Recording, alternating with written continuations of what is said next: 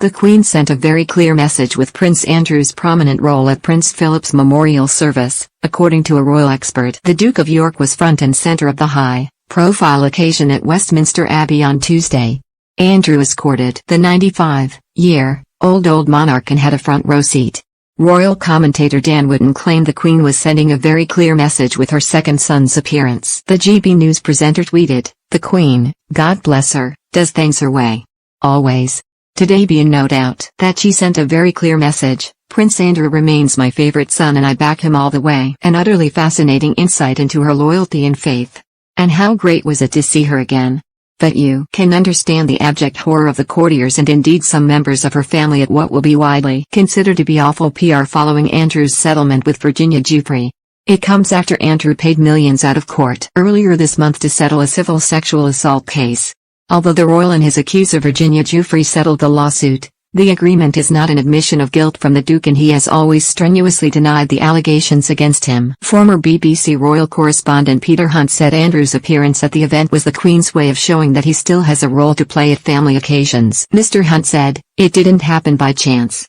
He could have sat in the congregation with others, with his relatives, but they actively decided that he would have this role of supporting her. So she has chosen, in essence, to remind people that he hasn't admitted any wrongdoing, has not guilty of anything, has innocent. And she's very clearly stating that he has a role at family occasions." Mr. Hunt raised the question of whether Prince Charles or Prince William would have been supportive of Andrew having a key role at the service. He said, "It's one thing to accept that he should attend his father's memorial service, it's quite another thing to then give him quite a prominent role, so it was an active choice to give him such a prominent role." Mr. Hunt said he found it fascinating, adding, "Did William and Charles try to intervene? And clearly if they did then they failed." He continued, "I think you have to start from the basis that Charles and William will have been in the driving seat with the Queen of removing Andrew from public life.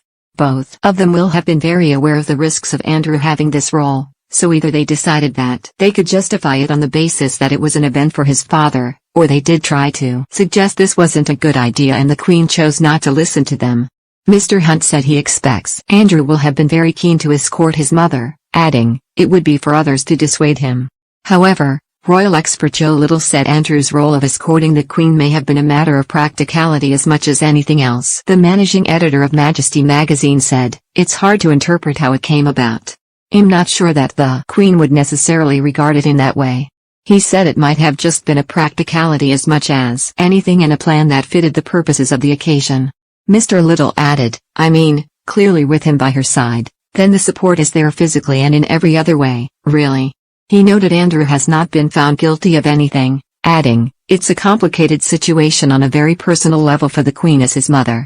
Royal historian Hugo Vickers said Andrew's role at the service was entirely correct and appropriate, describing it as a nice gesture. He said the Queen needs an arm and asked, "Who better than her son?" Mr. Vickers said if she took the arm of an official it would look rather sad.